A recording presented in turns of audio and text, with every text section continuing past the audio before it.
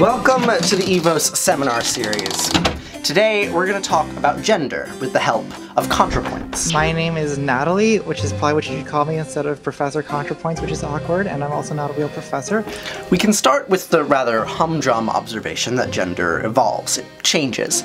There was a time in the distant past when gender didn't exist, and there's been many times in the more recent past when gender was something different than what it is today. The 18th century idea of masculinity is very different from, say, the contemporary hipster idea of masculinity. So this video is about how gender changes over time, and it's going to be in a slightly different format than the other videos on this channel because, well, I'm white and male mostly, and so my perspective isn't exactly the best perspective to start with for a video on the evolution of gender. So we're going to talk to some other people whose perspectives are more valuable here than mine are. If you want to understand better, the best way is to listen more to the specific experiences of a wide variety of non-binary people, keeping in mind that no two people's experiences are the same. So now we're in a bathroom at Twin Oaks Community. I know that's a little weird, and I'm going to introduce you to some communards in a bit, but first I need to introduce you to some labels, and the best place to do that is, oddly enough, this bathroom. In the stall of every bathroom in this building, there's a copy of the Twin Oaks Community Fundamental Documents. And these documents, they start with a bunch of definitions, including, for this word, co. Co is a gender-neutral pronoun that stands for she or he, but it can also stand for another word that the people here refer to each other as, communards. So, Twin Oaks is a commune. It's the largest and oldest member of a North American network called the Federation of Egalitarian Communities, or FEC. Now, I don't live at Twin Oaks, I live at an affiliated community called Eastbrook Farm, but I'm here doing labor exchange. So all of the FEC communities are income sharing, which means it's really easy for communards from one community to visit another and exchange their labor. Like, for example, later today I have a shift in that tofu factory behind me. Check out this tofu that Twin Oaks makes. Twin Oaks also runs a hammock making business. This room is where the hammocks are woven. Here's the lumber mill where the wood for the hammocks is cut, and here's the wood shop where the hammock frames are manufactured. This is the courtyard, and the buildings behind me are residences where the communards live. This building is called Kauea. Let's see what's inside. So, Kauea is a family-centered living group. It's occupied by mostly couples and their kids, and there's a poster on one of the bedroom doors that I want to show you. So it's a comic called Back in the Olden Days, and it has this Adam and Eve thing going on, and in the first panel it says, "Did you know that there used to only be two genders?" This one says, "Gran told me, back in the olden days," and then this one replies, "How is that even possible? There were just men and women. Genderqueer wasn't even a word yet, and you had to act and dress a certain way depending on which one you were. Like, women were supposed to care about fashion and babies and falling in love, and men were supposed to care about work and politics and supporting their families. That's so weird. So everyone was supposed to be fractions of what people actually are?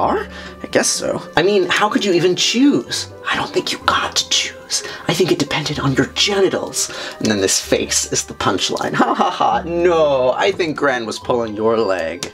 There's this feeling at Twin Oaks like everyone is coming together to build a better society, and this comic on the door is just a tiny example of that. I don't want to give the impression that the communities are like these magical genderqueer utopias, because they're not. There's transphobia here just like there is everywhere, but I do think that they allow gender to be experienced slightly differently. Let's hear from a communard named Sal. You know, gender does operate a little bit differently here. Gender is understood in a little bit of a different way here. It's pretty visible by everything from expression to behaviors that are considered normal for genders here. It's definitely much more blurred. Much more blurred. Could you give an example? Like, I think clothing is probably the most visible way to see that, just like walking through here. There's no such thing as gendering in commie clothes. Everything is put together. So let's take a look at commie clothes. It's pretty special. So this is Commie Clothes. It's a community-wide clothing library, and the insight here is that people don't actually need to own their own clothes, they just need access to clothing that they like. I'm gonna find myself a nice dress.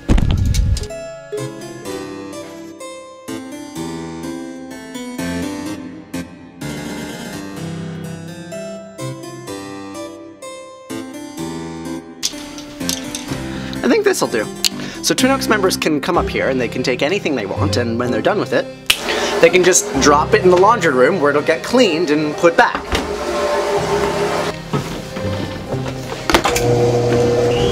Because communards share so much of their clothing, the role that clothing plays in gender performance is reduced. There's not so much of a need to declare who you are with what you wear. Like when I go between Twin Oaks and like if I go to town or something, I have to like put on a harder gender presentation to go outside. That I can just like throw on whatever. I don't feel as concerned about, like, let's say binding perfectly here, worrying quite so much.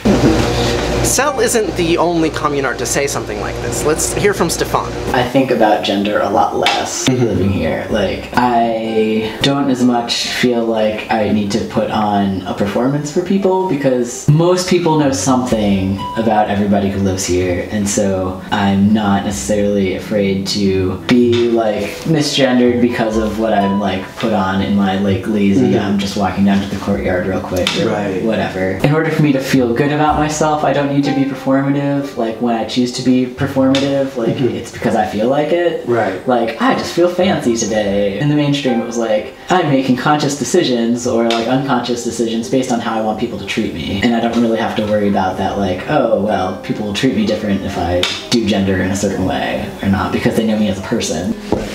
I think that most people in the communities would say something similar, that in the communes they don't worry so much about gender performance because people know them on a personal level. It's one of the most striking things about these communities, that gender certainly exists, but the way that it is performed just changes.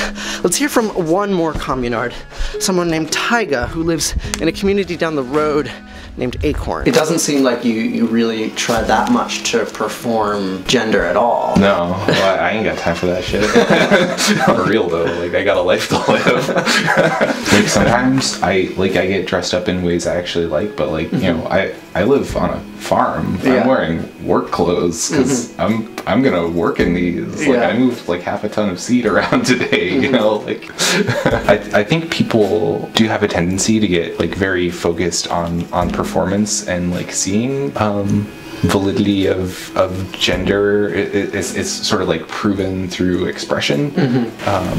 That's never really made sense to me. So part of this is that because the FEC is so tight-knit, there's less of a need for gendered performance because everybody knows each other personally. It's not just me that's like not being performative. It's a lot of people. It's a lot of people who are non-judgmental, who are like willing to listen to other people. Like I can talk to people and people aren't always going to agree with me. But I know that I can like have a real conversation with anyone here. And that's a really big deal. But another part is that the meanings of certain gendered performances have themselves changed in this environment. What you traditionally expect is different. Tons of people will make out with people of different genders at parties, and there's a lot more like experimentation. There are dudes who wear skirts who have no sense that they are anything other than male. That's not an indicator of like a different gender here. This thing that usually means this doesn't mean that anymore. So you're like, oh hey, you know, asymmetrical haircut, skinny jeans person. Oh, you're straight? What? So in the communes, the markers that delineate one gender from another can get a bit blurry, and I think a big part of the reason why has to do with the radical way that the economies of these communities are structured. So I mentioned earlier that FEC communities are income sharing, and what that means is that all of the money from all of their businesses is pooled into a common pot. And what that means for individuals is that the value of their labor isn't valued in dollars, it's valued in hours. So here is my labor sheet for this week at Twin Oaks. All Twin Oaks members are required to work 42 hours a week in this system, but what counts as labor is pretty broad. So some shifts are work, like this shift in the tofu factory that generates money for the commune, but other shifts are what would in the past have been considered women's work, like this dinner cook shift or this cleaning shift. They don't generate any money, but as far as the Twin Oaks labor system is concerned, they're just as valuable as any other kind of labor.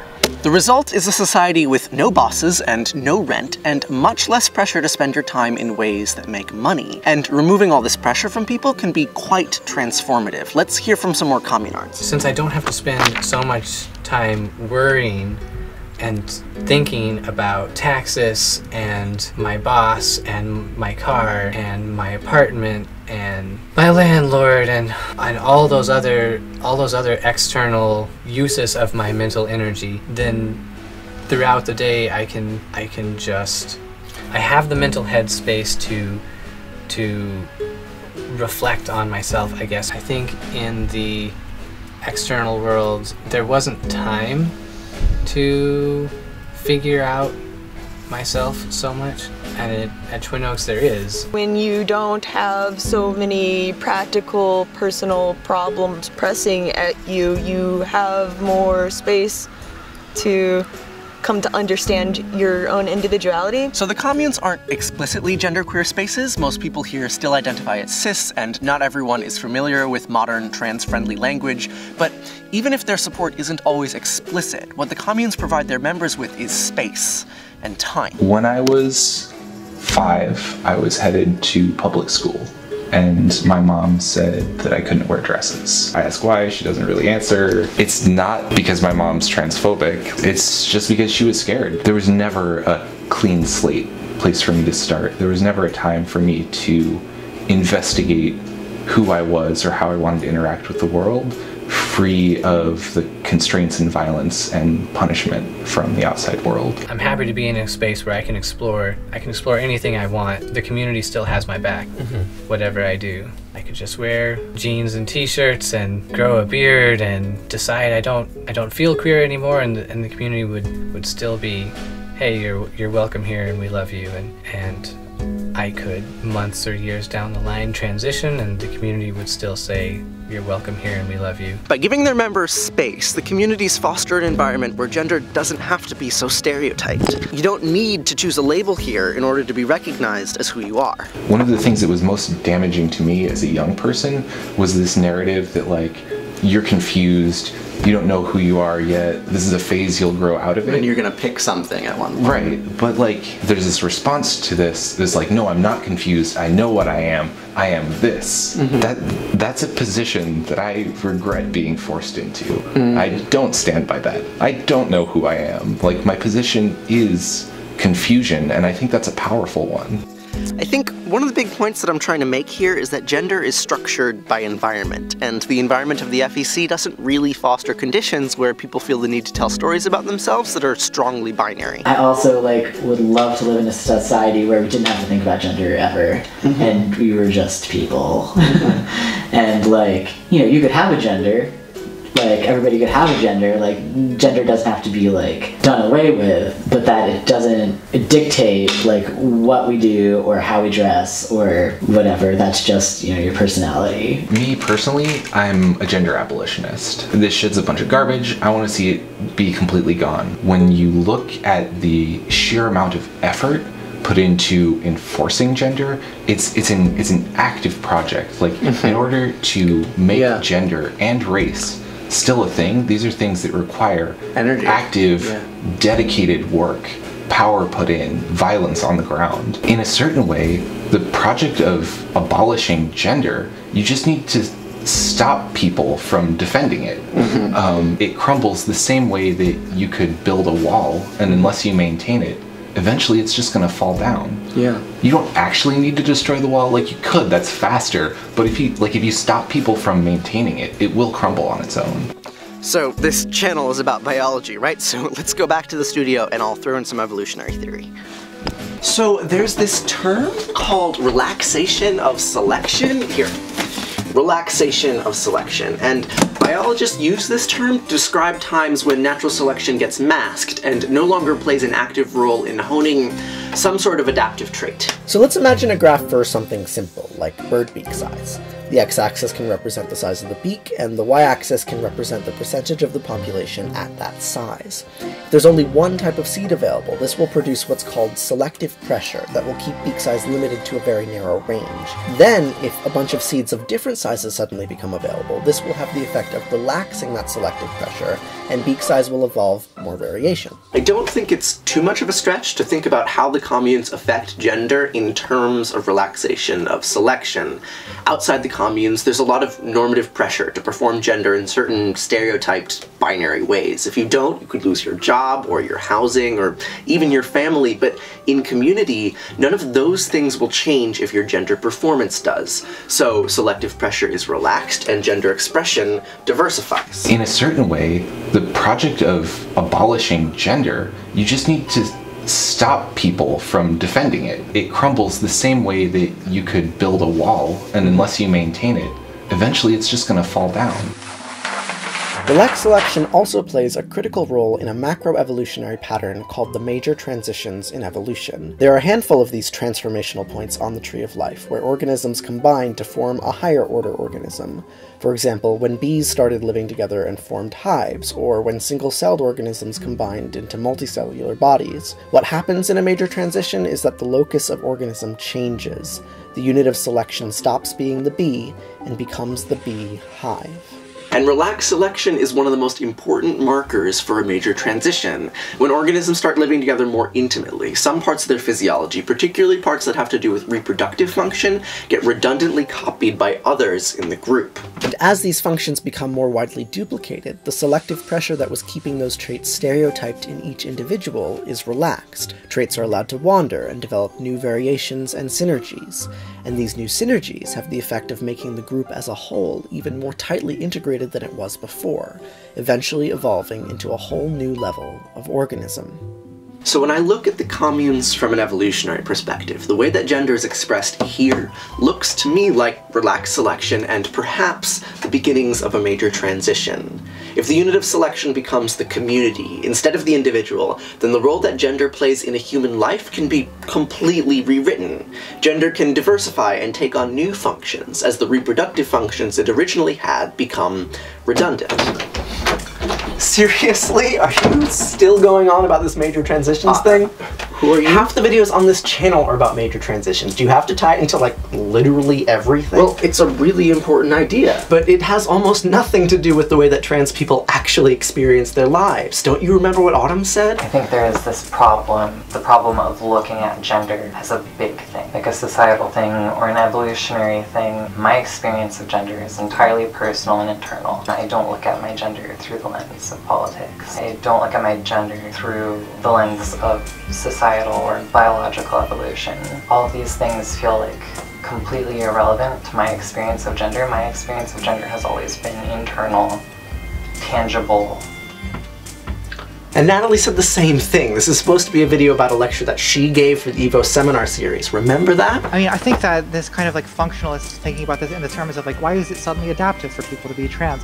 I think that's sort of alien to the way trans people think of themselves. So they don't think about gender in evolutionary terms, but that doesn't mean that I can't. Well, it kind of does, actually. We're 20 minutes into the video and you're off talking about major transitions and relaxed selection, and you haven't even mentioned dysphoria, even though that's the most important factor in why people transition. Well, I keep saying this, but dysphoria really was the primary reason. Dysphoria is everything. I don't think there's a single other experience that is more present. It's always present and it's entirely encompassing. Like, there doesn't feel like a single part of my life that dysphoria doesn't touch. There isn't a single moment where there's relief or a break from it. I just knew something was kind of wrong. Like, I sort of didn't like the way people saw me. I felt that there was something that I would never put into words, but that once I was sort of started becoming more educated about trans people and, you know, talking to trans people and things, I realized, like, you know, like, that's what's going on with me. Throughout this video, you've been talking about being trans as if it were a choice, as if the FEC were some sort of experimental environment that lets people scratch their heads and go, I wonder what it would be like if I changed genders. But isn't it kind of like that, actually? Autumn did say something pretty similar. Being here was my first exposure to gender nonconformativity, and I guess, like, it wasn't until it was in my face that I, like, applied that lens to myself and recognized that I absolutely wasn't a cis dude. She didn't say that living in community let her decide to become a woman. She said it let her recognize that she wasn't a man. That's a huge difference. I hate the trope of, oh, I'm so proud of you. I respect your choices and decisions. It's not a choice. It's not a choice. It's It's not a decision. I don't think I chose to be trans. Part of why it like hurts and frustrates me so much when people talk about this being a choice, because I would have never made the choice to be trans. I think you would have to be out of your mind. I'm a trans person who's transitioning, and I have no understanding of people who transition without the dysphoria, because I wouldn't have done it without the dysphoria. You couldn't imagine why anyone would transition without dysphoria. I could talk more about that. Yeah, well, because some people do, right? Yeah, like you're considering it. Yeah. You're considering transitioning because of higher thought. You're not considering transitioning because it feels like life or death. Yeah. Move over. We've got some explaining to do. Fine, alright, let's do this. Apparently, I'm thinking about transitioning. Here we go. This video has tried to cover a lot of territory, and we've been talking about gender on a number of different scales, and I haven't done the best job at differentiating them, so let's try to clear some things up.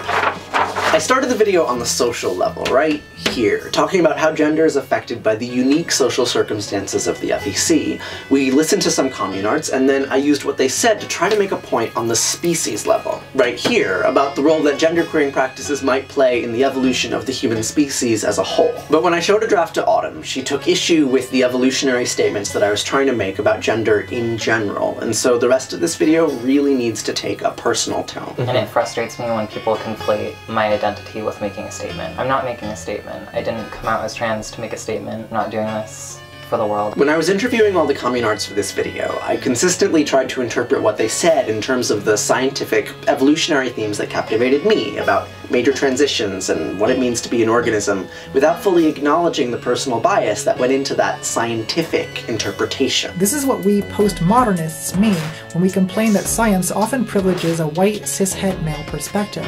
It's not that I hate men or male sexuality, I just hate that the male sexual perspective is so powerful that it gets to call itself science. When I started to take Natalie's point seriously, I realized that my desire to talk about gender up here on a scientific evolutionary level stemmed from a personal desire to tell a story about my own gender that didn't quite resemble any of the other stories that I was hearing. Because I am considering transitioning, and if I do, it won't be because of dysphoria, and it will feel like a choice.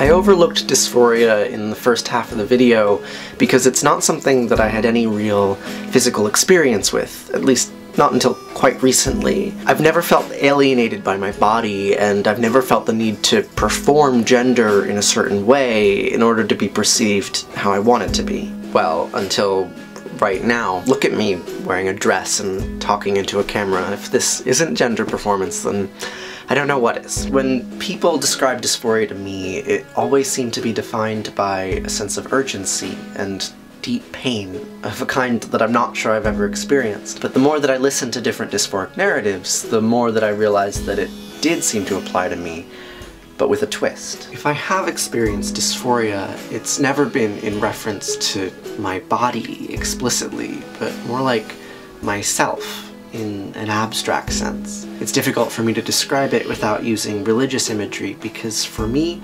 ideas about transitioning have always been tightly coupled to ideas about transcendence. Let me show you some images. These are pictures of the divine androgyne, all from 16th century alchemical manuscripts. These pictures are all about the transformations that occur during an alchemical experiment, and they're not so much about physically becoming a woman or becoming a man, so much as they are about embodying the qualities of both to achieve a kind of wholeness. In alchemy, there's this promise that it's possible to radically transform yourself and become something more complete than you were before. And that's how I always thought about transitioning. If I did, it wouldn't be about becoming the woman I always knew I was supposed to be. It would be about transcending the boundaries of a single physical body and becoming something more universal.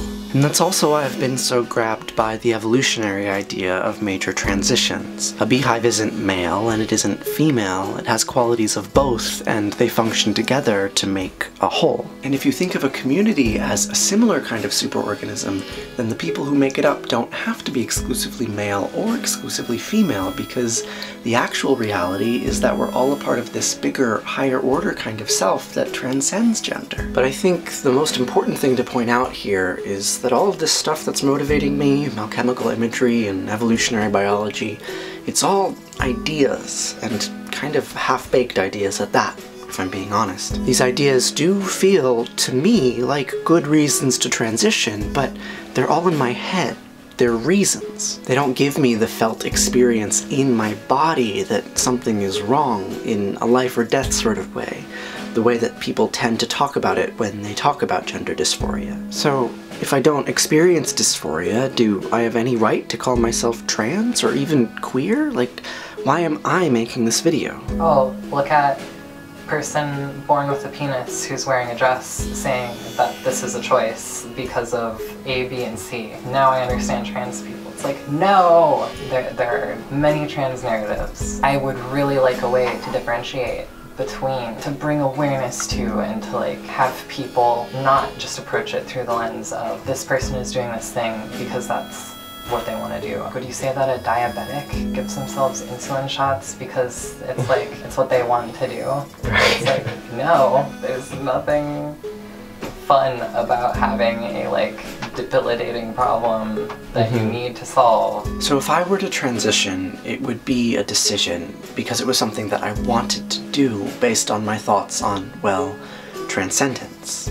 But the way that Autumn talks about it, transitioning is more like treating an illness, and I'm not sure how related our two experiences of transness are. Like, it is only recently that I have come to an awareness that this is actually probably like one of the biggest factors in why there's like, at least for me, like a seeming lack of understanding for transness. That's also brought to my attention that I misunderstand transness, because apparently there's lots of trans people who have completely different experiences, not just in their timeline, but in their motivations and in their feelings. So, am I trans?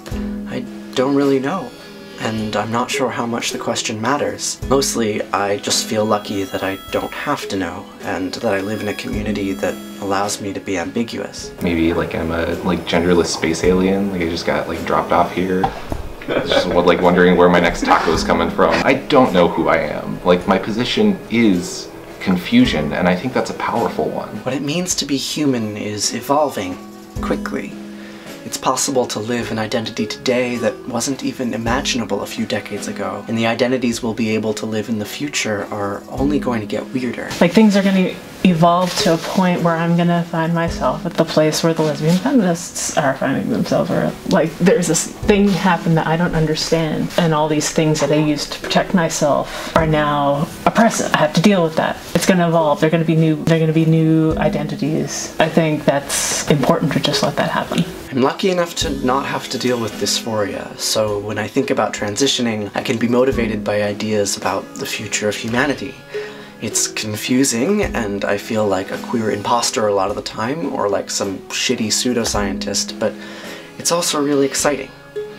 But this video has gone on quite long enough, so I'll give Natalie the final word. It's kind of a baby step in the direction of like very sophisticated biological self-determination. Who knows what the future is going to hold for humans, but like it's conceivable that this is kind of an early experiment and people doing all kinds of things to change their biology. Whether we want to take this in like a kind of transhumanist way, I don't know. That could be a possibility in the future. And I think in some ways, trans people are kind of like pioneering a version of that. That to me seems like a potentially radical step in a new direction for what's possible in a human life. Thanks for watching this rather unusual episode of the EVOS seminar series. This channel is a virtual classroom of sorts. We host live lectures on evolutionary topics, and then we make videos about their ideas. There's a link in the description to Natalie's full talk on radical trans biology. You should totally check it out. It's super interesting.